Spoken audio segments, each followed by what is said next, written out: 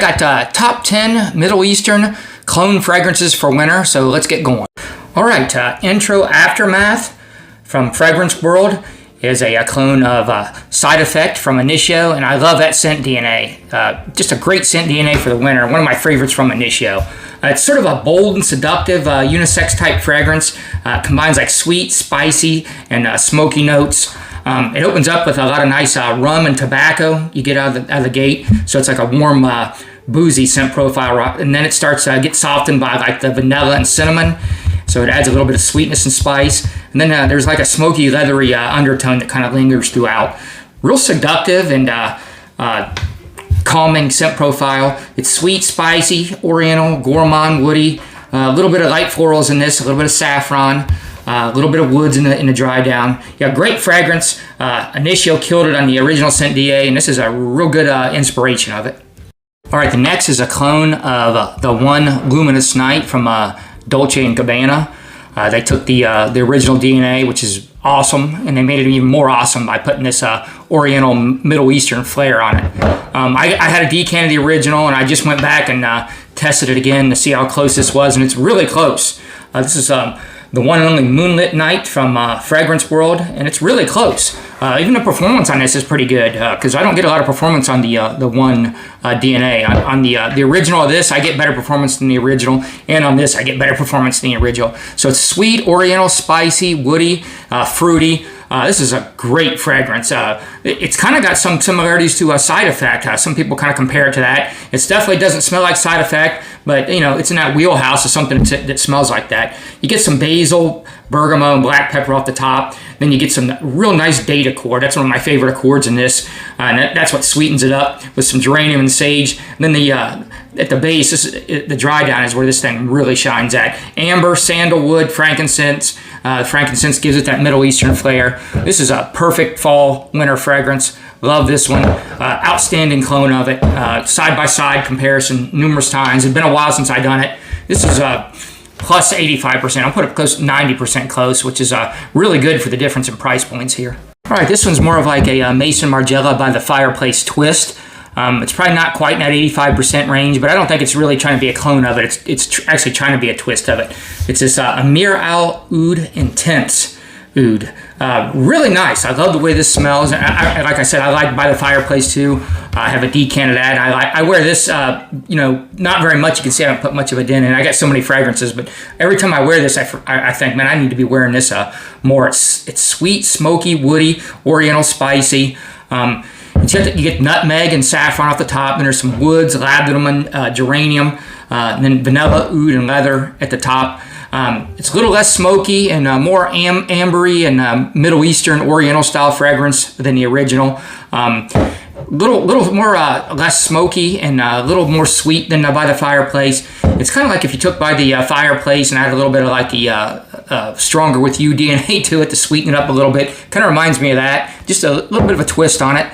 And I love this one. I really like By the Fireplace, and I like this just as much to wear. The twist on it is really nice. Really nice sugary, like a marshmallow note in this too. And with a burning ambery note in it, fantastic. And this bottle, I've had this a while. I got it when it was pretty new, so this stuff is nuclear. I did a couple sprays testing, and man, I think it's gotten even stronger than when I got it out last winter. The next one is a clone of Herod by Parfums de Marly.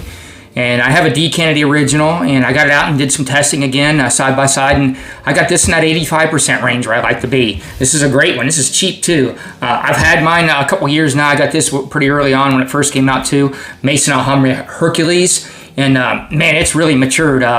I hadn't pulled it out since last winter, and it's pretty beast mode now. When I first got it, definitely, I wouldn't say it was beast mode. I was a little disappointed by the performance, but right out of the gate, I thought it was pretty close to Herod, and I love Herod. That's a great DNA. This is a great version of it. Sweet, spicy, oriental, gourmand, woody, just perfectly blended. Cinnamon, pepperwood off the top, some tobacco, osmanthus, cistus, a little bit of florals and frankincense in the middle. Vanilla, some more woods, musk, cypriol, patchouli, and vetiver as it dries down. Just super well blended. Perfect, tobacco winter fragrance. Love this. Ameer Identity Oud Crescent is a one that I haven't smelled the original. so I can't tell you how close, but I have been getting into a lot of Frederick Malle fragrances lately, and this is inspired by the moon. And there's Dawn and a couple other ones in that series, and then the Frederick Malle fragrances are really nice. I wasn't into most of the ones I smelled when I first got into fragrances, but now when you get more experience, I'm a little more experienced now, I'm really starting to enjoy some of the scent profiles. I've been smelling a lot of the real deals. I got a lot of the decants on Black Friday, but I didn't get this one, but I did order this. And I have the generic oil of it too, and it smells pretty similar to this. And generic is usually pretty spot on to their clones. I'm sure the original is going to be more, nuanced and, better quality and all that. But I think this is pretty close to scent profile. From what I read from other people that have worn this and have the original, and then just doing, looking up the fragrance itself, this seems to be right on for the profile. It's fruity, oriental, woody, leathery, animalistic, a lot of raspberry off the top. You're gonna get some red currant and saffron, then you're gonna get some frankincense and some Turkish rose, and then some oud and leather as it dries down. Bunch of juicy red fruits right at the opening, and then with a slight animalic oud. It's leathery, fruity, sort of an ombre nomad twist, which if you don't watch me much, I love ombre nomad, and this is definitely a twist on it. Doesn't smell like ombre nomad, but closest thing I can equate to it. So yeah, I love this one. Nice fragrance. I'd say this is pretty unisex too because of the red fruits and the saffron and the ton of raspberry.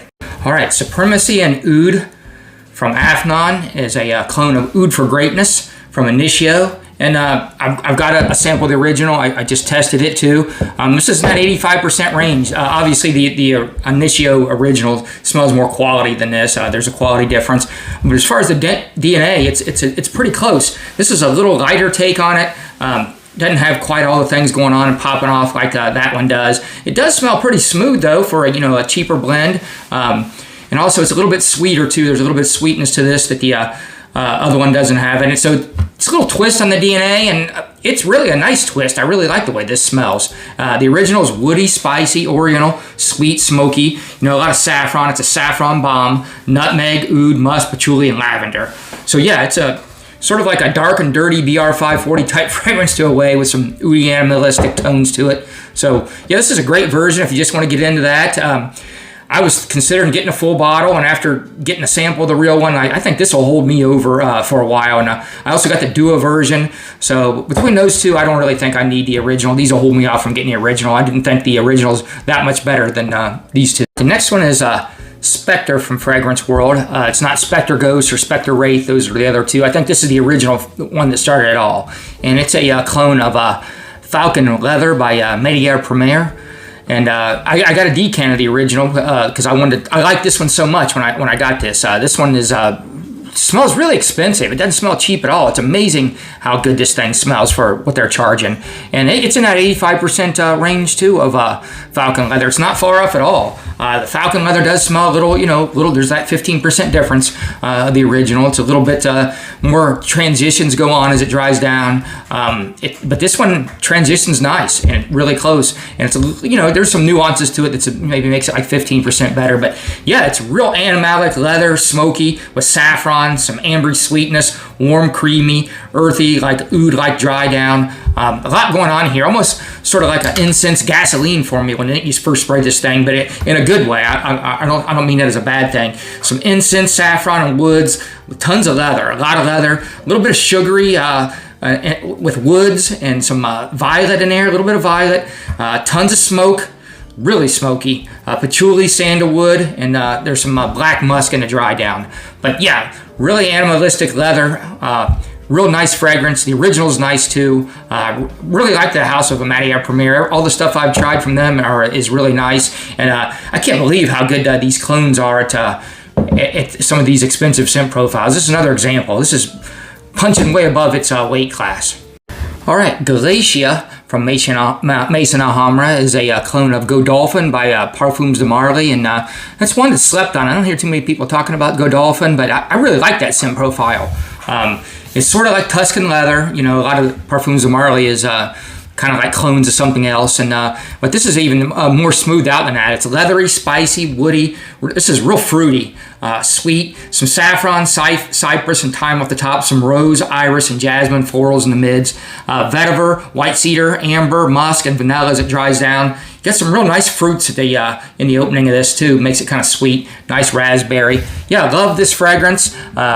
Great clone again. I got the original. I bought the original. I'm trying to buy more originals so I can compare them, and then also just see if I want a bottle to see if my clones are good enough. This is one where I'm probably just going to stick with this. This is close enough. I've been layering the two together. That works really good. I've noticed that is a good thing to do. If you can get decants of the original and layer with some of these clones, it really kind of ups the clone and makes for a nice combination. So yeah, love this one. Great job on this one. It's at 85% range, and if you like those that type of scent DNA, you should get your nose on Godolphin by Parfums de Marly, because you don't really hear too much talk about that one, but I think it's great. All right, the next one up is a clone of MFK Oud Satin Mood. This is I think it's Fragrance World Barakkat Satin Nude. I don't know how close the original this is, so I hate to do that to you guys, but I haven't smelled the original. I never got my nose on Oud Satin Mood. I didn't really like it too much until this winter. When I smelled it this winter, I have another clone of it, and I like that, and I heard this one was good, so I picked this up. But Kel Smells, he's got a YouTube channel. I talk to him sometimes, and he's about an hour away from me, and he said he went into Saks Fifth Avenue and smelled the real Oud Satin Mood, and he likes it. He don't even like the clones, or doesn't really like Oud Satin Mood, so I think the original is probably quite a bit better than this, but I like the way this smells. I don't mind smelling like this. Like last winter, I thought it was like too much rose, too feminine for me, too like powdery and floral, but now I like smelling like this. It is sweet, floral, oriental style, woody, powdery. There's a lot of rose. You get some vanilla, some benzoins, amber, a little bit of oud, and there's a violet note thrown in here that kind of rounds it out.